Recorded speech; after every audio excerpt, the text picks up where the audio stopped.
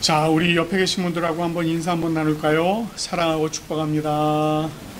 사랑합니다. 축복합니다. 오늘 이렇게 또 예배에 나오신 여러분들 환영합니다.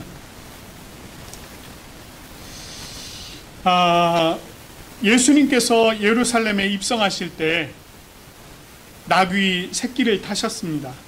사람들이 그런 예수님을 맞이하기 위해서 자신들의 겉옷을 깔고 또 나뭇가지를 꺾어서 흔들면서 예수님을 맞이했습니다.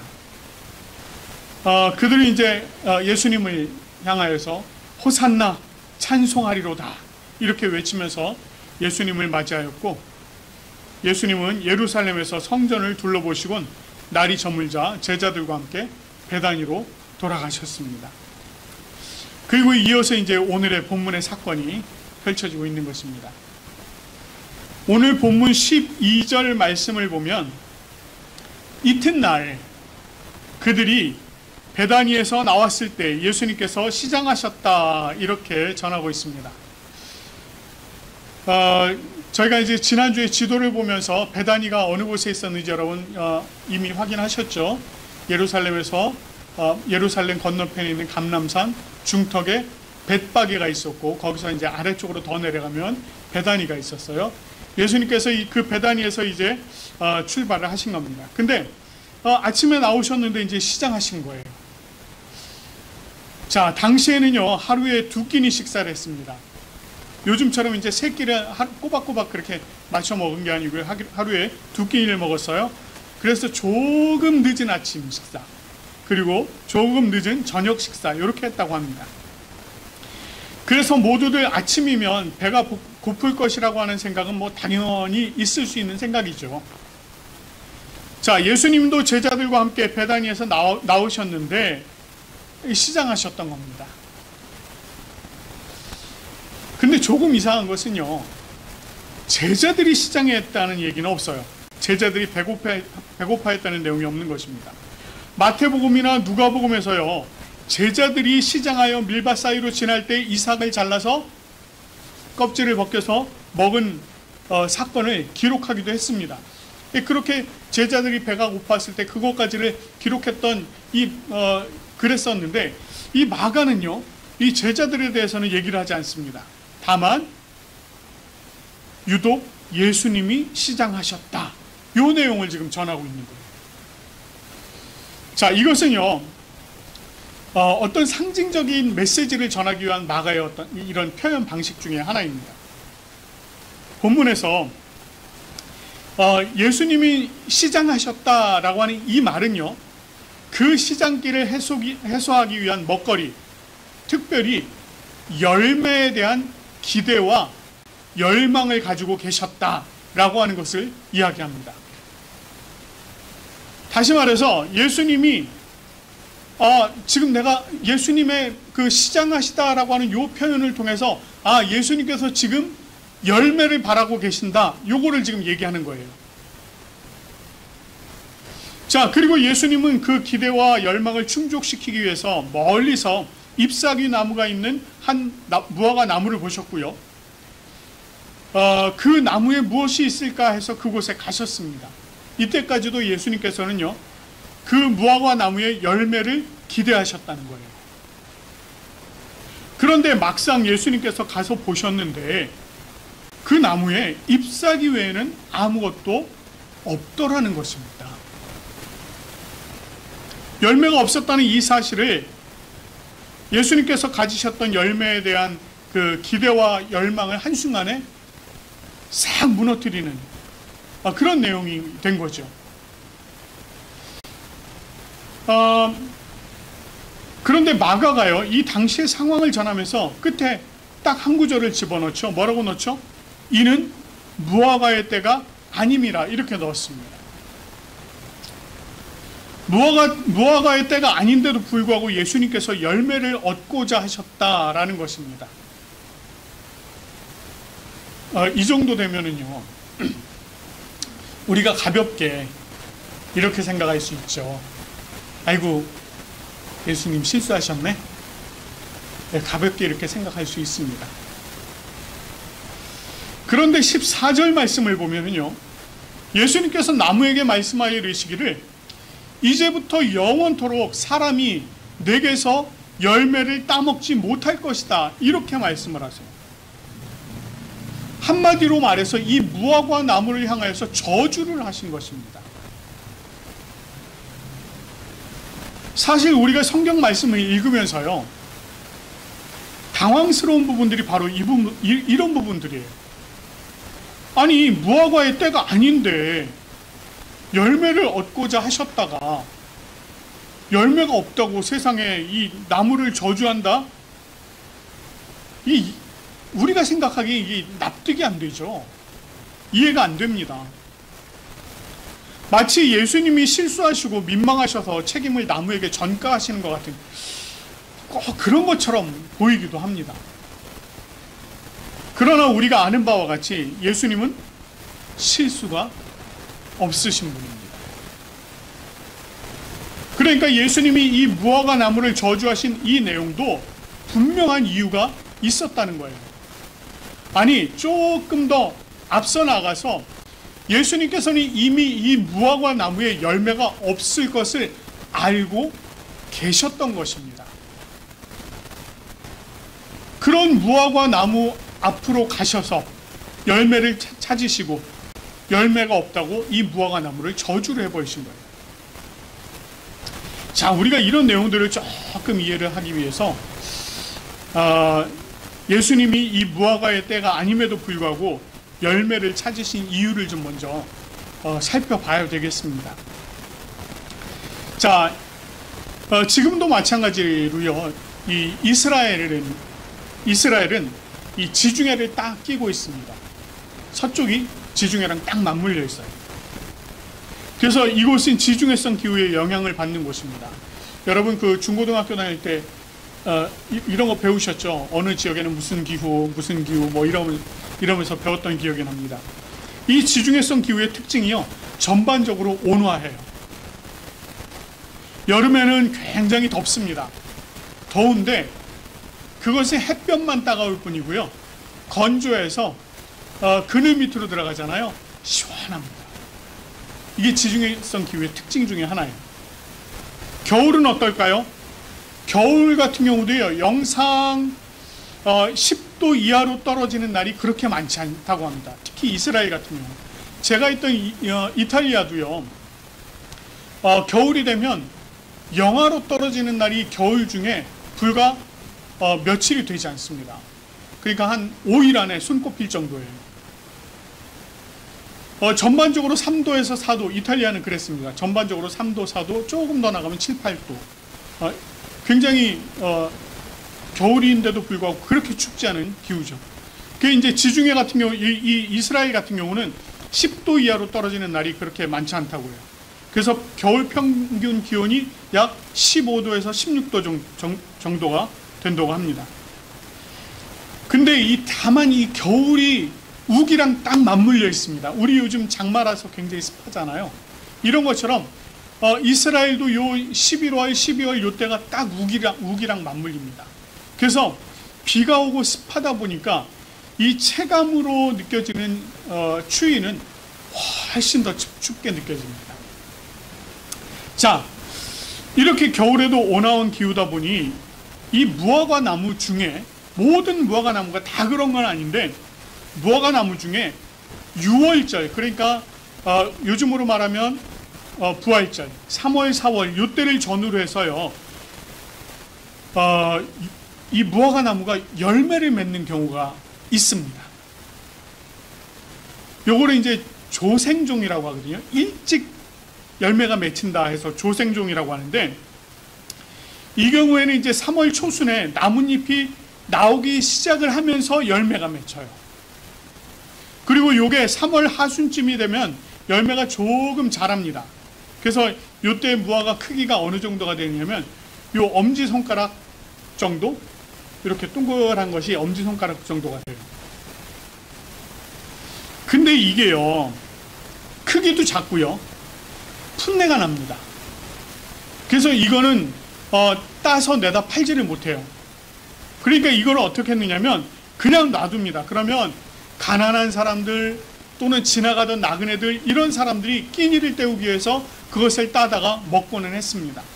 먹을 수는 있으니까 먹고는 했어요. 자, 이 열매가 다 떨어지고 5월쯤이 되면 다 떨어지거든요. 다 떨어지고 나서 그 후에 이제 잎이 무성해지고, 그리고 6월이 되면 그때 다시 열매가 맺히기 시작을 해요. 그리고 이것이 7, 8월이 지나면서 숙성이 되어지고 가을이 되면 이걸 거둡니다. 이걸 만생종이라고 해요. 자, 여기 지금 이 마가가 이야기하고 있는 무화과의 때라고 하는 것은 요 만생종을 얘기하는 거예요. 그러니까 만생종 같은 경우는 6월부터 이제 열매가 맺히고 점점 자라서 10월이 되어야, 9월에서 10월이 되어야 이제 열매를 거두는 그 만생종을 이야기하는 요 무화과의 때가 지금 마가가 얘기하는 이 무화과의 때입니다. 자, 유대의 경우도 우리나라와 같이 봄이 지나고요. 이제 보리 추수가 한 5월경 요때쯤 이제 있게 되는데, 요 추수가 있기 전까지는 먹을 것이 귀했습니다. 우리나라에 옛날에 왜 보릿고개라고 있었잖아요. 저는 이제 겪어보지 못했습니다. 우리 위 때 어르신들께서는 다 보릿고개들 겪으셨잖아요. 그렇죠? 근데 요 보릿고개 같은 것이 요 유대에도 있는 거예요. 요 때가 먹을 것이 가장 없는 겁니다. 그러니까 그래도 조금 식량 좀 쟁여놓고 드실 수 있는 분들은 괜찮았지만, 아까도 말씀드렸듯이 가난한 자 또는 나그네들, 이런 사람들은 이때가 먹을 것이 없는 겁니다. 굉장히 힘든 시간들을 보낼 때가 이때였습니다. 그래서 이때 겨우 먹을 수 있는 것이 조생종 무화과였던 것입니다. 자, 예수님께서 예루살렘에 입성하셨을 때가, 그때가 언제였죠? 기억나십니까? 6월절을 한 주 앞둔 때였어요. 6월절을 한 주 앞둔 때. 그럼 오늘날로 말하면 3월, 4월 요때입니다.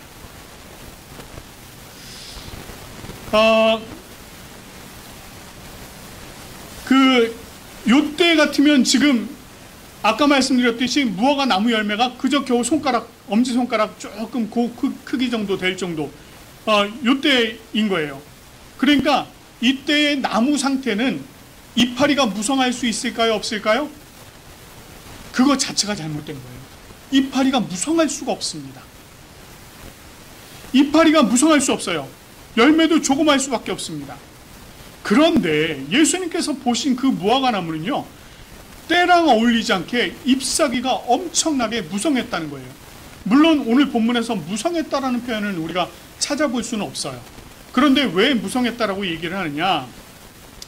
자, 이렇게 잎사귀가 있는 것을 보신 예수님이 열매가 있을 것으로 기대했다라고 하는 것은, 이 잎사귀가 이제 자라기 시작한 때가 아니라 열매를 맺을 정도로 잎사귀가 굉장히 무성한 때였다라고 하는 걸 얘기하는 거예요. 그러니까 예수님께서 잎사귀가 무성한 것을 보니 열매가 있겠군, 이렇게 생각을 하셨다는 것입니다. 이것도 하나의 상징적인 표현입니다. 그러니까 잎이 굉장히 무성했던 것입니다. 그런데 예수님께서 정작 그 나무에서 열매를 기대하고 가셨는데 이파리밖에 없는 거예요. 이파리밖에 없는 것입니다. 이것을 보시고 예수님께서 이제부터 영원토록 사람이 내게서 열매를 따먹지 못할 것이다 라고 저주를 하신 것입니다. 자, 아무리 그렇다고 해도 이거 조금 지나친 거 아닐까요? 우리 입장에서는 그런 생각이 들 수 있습니다. 그런데 이것을 통해서요, 예수님은 이스라엘 백성들에게 전하고자 했던 메시지가 있었습니다. 자, 그 내용을 구약의 호세아 9장 말씀에서 확인을 해볼 수 있습니다. 호세아 9장 10절 말씀을 보면 이렇게 얘기해요. 옛적에 내가 이스라엘을 만나기를 광야에서 포도를 만남같이 하였으며 너희 조상들을 보기를 무화과 나무에서 처음 맺힌 첫 열매를 봄같이 하였거늘, 이렇게 말씀합니다. 자, 이것이 의미하는 바는요, 하나님께서 이스라엘을 만난 것이 얼마나 기쁜지 이 척박한 땅에서 포도를 만난 것 같이 굉장히 기뻤다는 거예요. 그리고 무화과 나무에서 처음 맺힌 첫 열매, 즉 먹을 것이 없는 요 기간에 조생종 무화과 이 열매를 만난 것처럼 그렇게 기뻤다는 것입니다. 그러니까 하나님께서 이 이스라엘 백성들을 마치 조생종 무화과 나무 열매처럼 굉장히 기쁘게 여기셨다는 거예요. 그랬는데 그들이 바알볼에 가서 부끄러운 우상에게 몸을 들임으로 저희가 사랑하는 우상을 저희가 사랑하는 우상같이 가증하여 줬도다, 이렇게 말씀하십니다. 하나님께서 이 이스라엘 백성들을 선택을 해주시고 마치 광야에서 포도송이를 얻은 것처럼 이 먹을 것이 없는 그때의 조생종 무화과 나무 열매를 얻으신 것처럼 굉장히 기뻐했는데, 이 이스라엘 백성들이 하나님이 아닌 다른 이방 우상에게 가서 음행을 하더라는 거예요. 그들을 섬기고 그들과 음행을 하더라는 것입니다. 호세아가 전하고자 하는 이야기가 바로 이것이었습니다. 그래서 그 결과에 대해서 16절 17절 말씀, 호세아 9장 16절 17절 말씀에서 이렇게 전하고 있습니다. 에브라임 즉 이스라엘은 매를 맞아 그 뿌리가 말라 열매를 맺지 못하나니 비록 아이를 낳을지라도 내가 그 사랑하는 태에 열매를 주기리라. 그들이 듣지 아니하므로 내 하나님이 그들을 버리시리니 그들이 여러 나라 가운데 떠도는 자가 되리라. 이렇게 말씀을 하셨어요. 하나님께서 뭘 지금 말씀하신 거예요? 심판을 말씀하신 것입니다. 이스라엘에 대한 심판. 이방신을 섬기며 이방신과 음행하는 이 이스라엘 백성들에 대한 심판을 이렇게 하신 거예요. 더 이상 열매를 맺지 못할 것이다. 예레미야 8장 13절 말씀을 보면은요, 이렇게 말씀하세요. 여호와의 말씀이니라 내가 그들을 진멸하리니 포도나무에 포도가 없을 것이며 무화과 나무에 무화과가 없을 것이며 그 잎사귀가 마를 것이라. 내가 그들에게 준 것이 없어지리라. 이렇게 말씀하십니다. 이 역시 유다를 향한 하나님의 심판의 말씀이에요. 하나님을 배신하고 떠난 그들이 당하게 될 일들을 지금 말씀하신 거예요. 뿌리를 마르게 하고 열매가 없게 할 것이고 잎사귀도 마르게 할 것이다. 이와 같은 이스라엘과 유다의 심판이 예수님 오시기 600~700년 전에 선언된 것이었습니다. 이와 같은 심판의 선언이 있었다면 어떻게 하면 될까요? 이 심판의 선언이 있었다면 돌이키면 돼요. 호세아를 통해서, 예레미야를 통해서 이렇게 심판을 선언했을 때 그들이 돌이키면 됐습니다.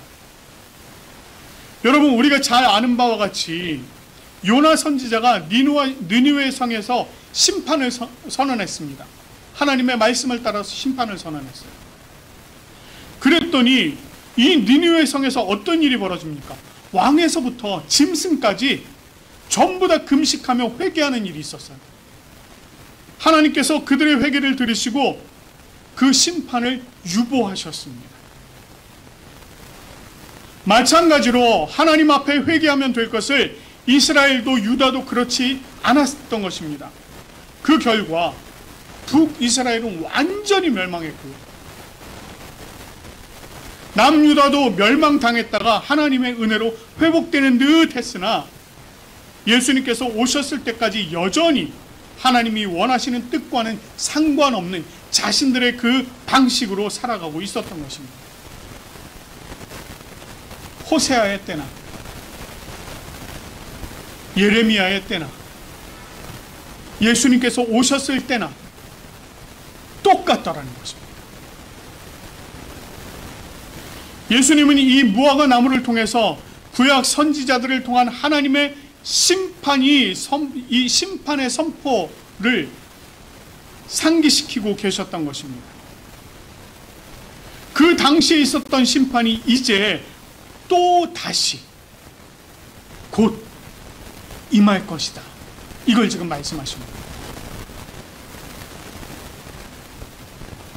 예수님께서 이 땅에 오셔서 유대의 지도자들, 대제사장들, 서기관들, 바리새인들을 만나시면서 그들의 믿음이 없음을 보셨습니다.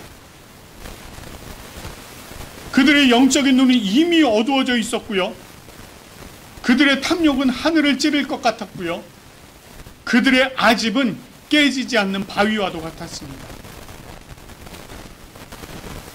그런 그들은 메시아로 오신 예수님을 알아보지 못할 뿐만 아니라 오히려 어떻게 하면 저자를 죽일까, 그렇게 머리를 싸매고 궁리를 했던 것입니다.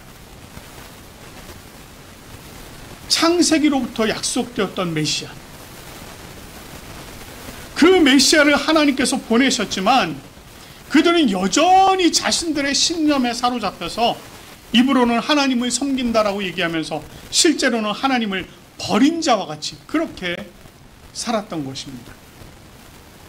결국 그들은요, 잎만 무성한 무화과 나무처럼 보이기에는, 이렇게 보기에는 굉장히 좋아 보이지만 정작 열매는 없는 그런 나무가 됐던 것입니다. 오늘 자꾸 심판 얘기를 하니까 이 좀 하나님과 예수님이 심판하시는 분으로만 좀 여겨질까봐 사실 조금 두렵습니다. 그러나 하나님도 그렇고 예수님도 그렇고요, 이 심판은요 최후의 방법으로 사용하는 것입니다.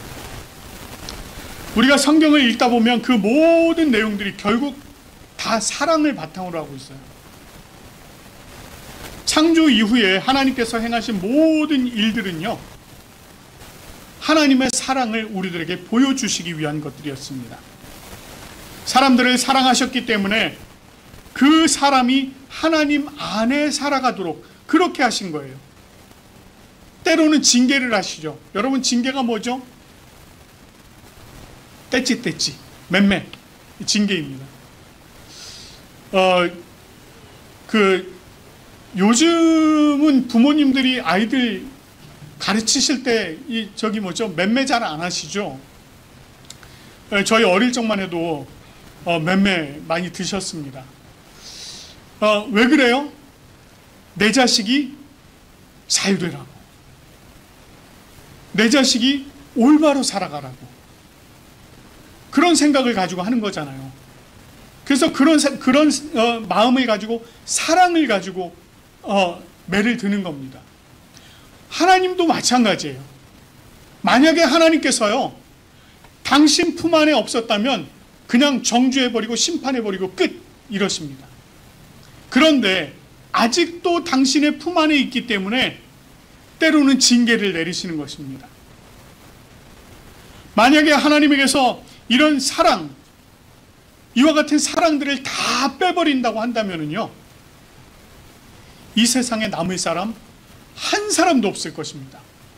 잘못하는 대로 족족 그냥 다 심판을 해버린다고 생각해 보십시오. 이 세상에 남을 사람 한 사람도 없는 거예요. 이렇게 하나님은 그 모든 것들을 사랑을 가지고 하신 거예요. 그래서 사도 요한이요, 하나님은 사랑이시라 이렇게 말씀하셨잖아요. 그리고 하나님이 세상을 이처럼 사랑하셨다 이렇게 얘기하잖아요. 그리고 그 사랑이 이 땅에서 실체로 드러나신 분이 계신데 그분이 바로 누구예요? 예수 그리스도예요. 하나님의 사랑이 실체로 드러난 것이 바로 예수 그리스도입니다. 그러나 그 사랑이 많으시고 오래 참으시는 하나님께서도 더 이상 안 되겠다고 판단하실 때는 심판을 선언하시는 거예요.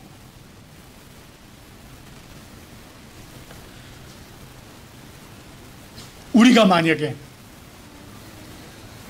무화과 나무라고 한다면 한번 상상 한번 해볼까요?